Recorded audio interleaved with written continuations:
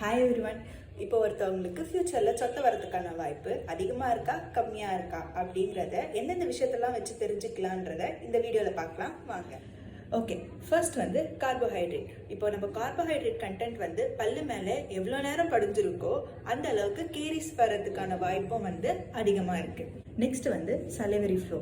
இப்போது நம்மளோட வாய்ப்பகுதியை ரொம்ப ஈரப்பதத்தோடு வச்சிருக்கிறதே நம்மளோட உமிழ்நீர் தான். உமிழ்நீர் எவ்வளோ குவான்டிட்டியோடையும் எந்த அளவுக்கு குவாலிட்டியோடையும் சுரக்கிறத வச்சு தான் நம்மளோட சொத்தை வரதுக்கான வாய்ப்பு கம்மியாக இருக்கா அதிகமாக இருக்கான்றது தெரியும்.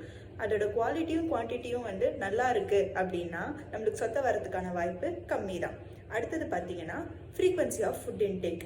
பொதுவாகவே பார்த்தீங்கன்னா நம்ம சாப்பிடும்போது நம்ம பல்லில் இருக்கிற மினரல் கண்டென்ட் வெளியில் போகும். அதே சமயம் நம்ம சாப்பிடாம நம்ம பற்களுக்கு ஓய்வு கொடுக்குற நேரத்தில் அதே மினரல்ஸ் உமிழ்நீர் மூலியமா உள்ளே போகும். இதுதான் நம்ம டீமினரலைசேஷன் அண்ட் ரீமினரலைசேஷன் சொல்லுவோம்.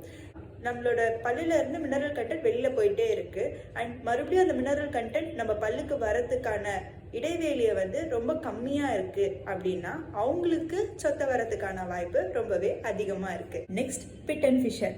நேச்சுரலாவே நம்மளோட பல்லுல அதுவும் கடிக்கிற பகுதியில் ஒரு ஷாலோ க்ரூவ்ஸ் அண்ட் டிப்ரெஷன்ஸ் இருக்கும். அந்த க்ரூவ்ஸ் அண்ட் டிப்ரெஷன்ஸே டீப்பாக இருந்தால் தான் பிட் அண்ட் ஃபிஷர்னு சொல்லுவோம். ஸோ பிட் அண்ட் ஃபிஷர்ஸ் இருக்கிறவங்களுக்கு சொத்தை வரதுக்கான வாய்ப்பு ரொம்பவே அதிகமாக இருக்குது.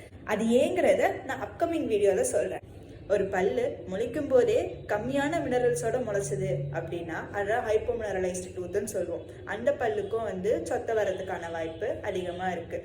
ஸோ இத்தனை ஃபேக்டர்ஸும் வச்சு தான் ஒருத்தவங்களுக்கு சொத்தை வரதுக்கான வாய்ப்பு அதிகமாக இருக்கா இல்லை கம்மியாக இருக்கான்றதை நம்மளால தெரிஞ்சுக்க முடியும்.